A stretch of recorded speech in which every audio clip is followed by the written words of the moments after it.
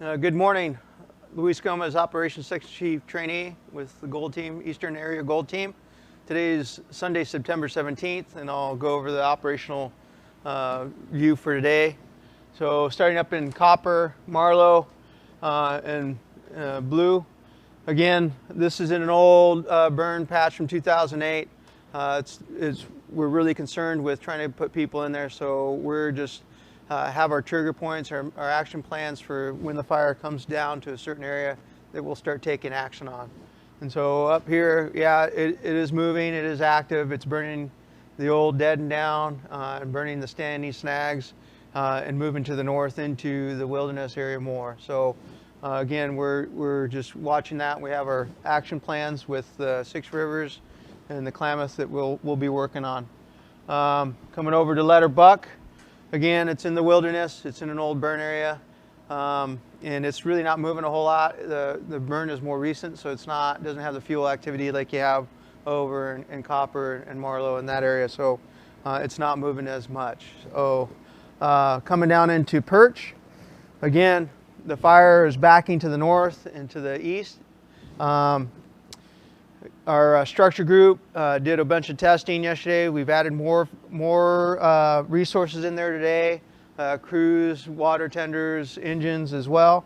And they're going to continue to do point-to-point structure protection and be ready for if any action needs to take place along the Butler Flats, Soames Bar, in the confluence here on Klamath and Salmon River. Coming around, the fire is continuing to move to the east. Again, we're going to be working with the Klamath and Six Rivers National Forest to come up with better action plans and what we'll be doing there. The division and structure group are going to be looking at trying to possibly do some ignitions, cleaning up, just to make sure that the fire won't run to the west as we get winds today, potentially. So that's the plans for the Perch. And we'll continue to be really cognizant of all of our folks that have their houses in along the drainage here. Coming over to Mosquito and Bluff. The Bluff area, I'll start here. Right here is we got some action plans that we're taking. We don't really want the fire to really, if it does come, we really only want it to come naturally this way. There's just too many cultural areas that we want to protect in there.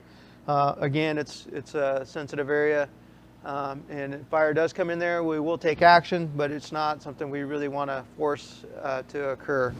And as coming to the north, we got a little bit of ignitions to clean up this drainage in here, and it took place yesterday, and then we'll do a little bit more today.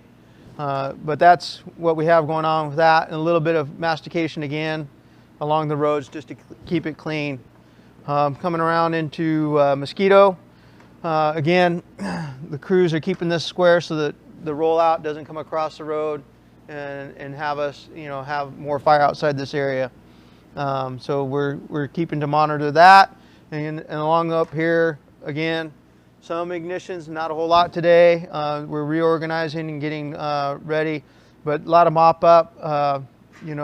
We did have an incident yesterday with a tree falling across the road, and so we're just really being aware of that kind of action taking place on the road and on the pole fires itself.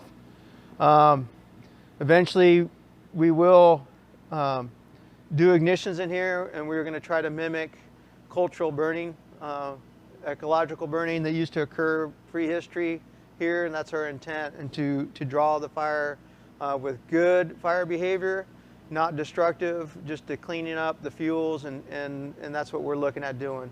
It'll leave a good timber stand, good healthy timber stand is what we're trying to accomplish with the tribes, the forest, and the team here. So that's what we're trying to accomplish in this planned area. That's going to be, again, it's going to be a long game.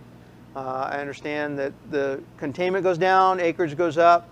But again, as we continue to move forward, these will become black and our containment will start to increase as well as our acreage. So it's still going to be a while for this to be completed. So just be aware of that. We actually have initial attack over the area that's outlined in blue. and a little bit of the area out over here. So we had lightning that occurred yesterday. I'm not sure how many strikes we had, but we had quite a few. Probably started some fires, so we have that initial attack for that area with the 4 helicopters. We're building an initial attack group that will be just for that reason. So in the event that we have any new starts, so they'll be dealing with those new fires as they come up. And so that's another area that we have in our control. So we're working on that as we're talking today, and that's what we have for Sunday the 17th. Thank you.